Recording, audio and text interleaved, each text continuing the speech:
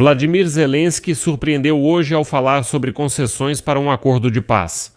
O presidente da Ucrânia declarou que Kiev está pronta para transformar as áreas do Donbás atualmente controladas pelas Forças Armadas da Ucrânia em uma chamada zona desmilitarizada. Ou seja, de fato. Zelensky declarou que as Forças Armadas da Ucrânia estão prontas para retirar o armamento pesado daqueles territórios do Donbás que os russos não capturaram, mas somente se a Rússia também se comprometer a retirar parte de suas tropas do Donbás. E, como a mídia ocidental escreveu hoje, as declarações de Zelensky representam a maior concessão territorial da Ucrânia até o momento, já que ele enfrenta uma pressão crescente tanto das operações militares russas quanto do presidente dos Estados Unidos da América, Donald Trump, que exige que ele concorde com um cessar-fogo com Moscou. Mas há um truque astuto nisso, pois dessa forma a Ucrânia transfere todo o peso das negociações para Moscou. Pois se o Kremlin se recusar a retirar as tropas da zona desmilitarizada em Donbás, aos olhos de Trump, será Putin quem estará impedindo a paz. Afinal, foi justamente Donald Trump quem propôs a ideia de uma zona econômica livre em Donbás. Enfim, vamos analisar essa notícia e também discutir se a criação de uma zona desmilitarizada realmente funciona para acabar com a guerra, porque existem dezenas dessas zonas no mundo, mas poucas deram certo. Meu nome é Alexei Pitti. Vamos discutir esse assunto juntos, mas antes de começarmos, peço que você se inscreva no canal, deixe um like e escreva qualquer comentário neste vídeo. Isso ajuda muito na divulgação dos vídeos no YouTube e eu ficarei muito grato por isso. Além disso, inscreva-se no meu canal do Telegram Patchy News, o link está na descrição deste vídeo. Lá nós publicamos notícias em tempo real assim que elas chegam. Então vou começar este episódio com uma citação da Al Jazeera, mostrando como isso é visto no Oriente. Citação: enquanto a maior parte do mundo celebra o Natal, a Ucrânia e toda a comunidade internacional se depararam com uma notícia que oficialmente encerra a era da guerra chamada Até as Fronteiras de 91 em seu entendimento anterior. A Ucrânia concordou com a criação de uma zona desmilitarizada para encerrar a guerra. Volodymyr Zelensky, após meses de forte pressão da nova administração de Donald Trump, deu oficialmente o consentimento de princípio para a criação de uma zona desmilitarizada no Donbás. O presidente da Ucrânia também mencionou a criação de uma segunda zona desmilitarizada próxima à usina nuclear de Zaporizhzhia, que atualmente está sob controle da Rússia. Segundo ele, as propostas para criar uma zona desmilitarizada integram um plano de paz de 20 pontos para encerrar a guerra na Ucrânia, apoiado pelos Estados Unidos. E aqui vamos relembrar brevemente o que está incluído nesse plano de paz de 20 pontos. Resumindo bastante, é assim que estão as negociações sobre as principais questões. Então, a adesão da Ucrânia à OTAN. Desde o início da guerra, a Rússia grita que não concorda com a entrada da Ucrânia na aliança.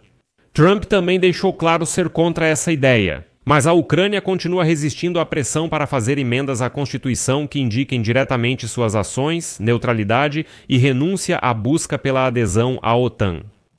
A próxima questão são as concessões territoriais. Vladimir Zelensky declarou que qualquer proposta que exija a retirada das tropas deve ser aprovada em um referendo nacional. A Constituição da Ucrânia proíbe o governo de alterar as fronteiras do país por conta própria. No Ocidente, acreditam que a Ucrânia terá que aceitar não reconhecer oficialmente as regiões ocupadas pela Rússia, mas admitir que, na prática, não controla essas áreas. Sobre as eleições, Volodymyr Zelensky afirmou que a Ucrânia fará eleições presidenciais após assinar o acordo de paz. O presidente dos Estados Unidos da América, Donald Trump, insiste na realização de eleições na Ucrânia, enquanto a Rússia usa a ausência de eleições durante a guerra para questionar a legitimidade de Volodymyr Zelensky. A próxima questão são as zonas desmilitarizadas, onde está o mais interessante. Zelensky declarou que quaisquer territórios dos quais a Ucrânia hipoteticamente retire suas tropas se tornarão zonas desmilitarizadas, que ele também chamou de zonas de livre comércio. Aqui chegamos ao ponto mais interessante. A questão de Donbás é a mais delicada.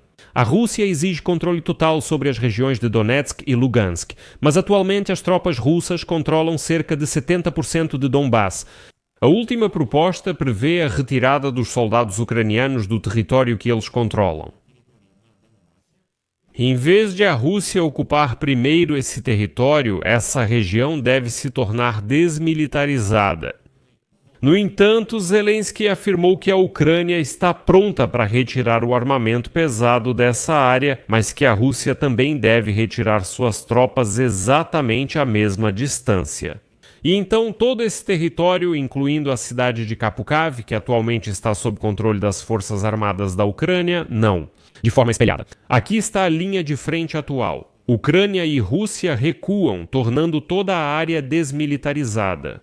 O último plano de paz sugere tornar a área da usina nuclear de Zaporizhzhia uma zona desmilitarizada. E aqui fica a questão. Como essas zonas desmilitarizadas propostas serão administradas caso a Ucrânia e a Rússia realmente retirem suas tropas? E quem vai controlar para garantir que os russos não voltem para essa zona desmilitarizada? Essa questão segue em aberto, mas destaco que Zelensky permitiu essa possibilidade pela primeira vez. E a Al Jazeera, por exemplo, acredita que, abre aspas, a inclusão de zonas desmilitarizadas pela Ucrânia nessa proposta de paz é uma tática de Kiev para mostrar disposição para a paz e, assim, transferir o peso diplomático para a Rússia. O que isso significa? Que agora os russos terão que responder a essa proposta? Se Putin rejeitar essa ideia das zonas desmilitarizadas, e é bem provável que ele faça isso, então ficará muito mais difícil para Trump dizer que Putin realmente quer a paz. Afinal, lembro que a ideia de criar uma zona econômica livre no Donbás foi proposta justamente por Donald Trump, para que parte do Donbás não ficasse sob controle nem da Ucrânia nem da Rússia. É uma zona econômica livre e agora Zelensky fala pela primeira vez. Vamos retirar as tropas de forma espelhada, criar uma zona desmilitarizada ou justamente essa zona econômica livre.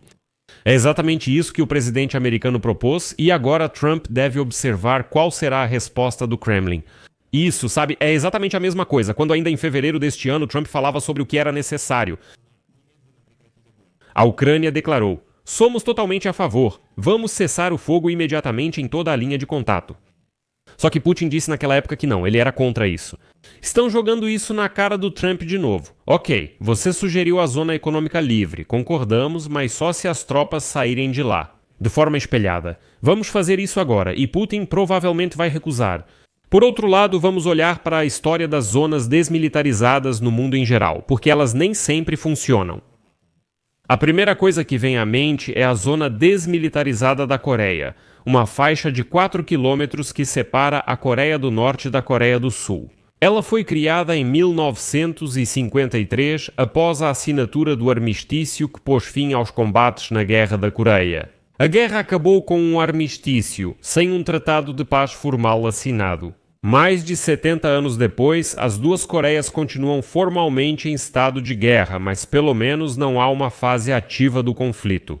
Outra zona desmilitarizada sob supervisão, aliás, da Organização das Nações Unidas são as Colinas de Golã. Essa zona foi criada em 1974 após a guerra entre Israel e a Síria e a assinatura do armistício entre os dois países. Mas em 2024 Israel expandiu o controle e a presença nas colinas de Golã. Especialmente após a queda do regime de Bashar Assad na Síria, ocupando justamente aquela zona desmilitarizada de amortecimento para prevenir ameaças e consolidar suas posições. E também aprovando um plano para dobrar o número de colonos nessas terras. O governo de Israel declarou que o acordo de 1974 não está mais em vigor e fortaleceu a fronteira, ocupando pontos estratégicos e aumentando sua presença, apesar do não reconhecimento internacional da anexação das colinas de Golã. Embora haja outro exemplo nesta mesma região. São as zonas desmilitarizadas da Península do Sinai, que surgiram como parte do Tratado de Paz entre o Egito e Israel em 1979. O tratado dividiu a Península do Sinai em 4 zonas de segurança com diferentes restrições militares. E enquanto esse acordo está mais ou menos em vigor, aliás, há algo parecido também na Europa. A zona desmilitarizada são as Ilhas Åland, um pequeno arquipélago no Mar Báltico entre a Suécia e a Finlândia, que é uma região autônoma de língua sueca da Finlândia. E desde 1921, as ilhas foram desmilitarizadas de acordo com a decisão da extinta Liga das Nações. E esse acordo continua em vigor até hoje. Portanto, não dá para afirmar com certeza se as zonas desmilitarizadas funcionam na história. Mas no caso dos russos, definitivamente não vale a pena confiar em Moscou, porque russo é sinônimo de mentira. Vou deixar reticências aqui. Deixe sua opinião nos comentários, inscreva-se no canal, ative o sininho e deixe um like. Amigos, se este episódio foi útil e interessante, vocês podem apoiar o trabalho deste canal do YouTube com sua doação ou assinatura paga de patrocinador pelos links e dados na descrição deste vídeo.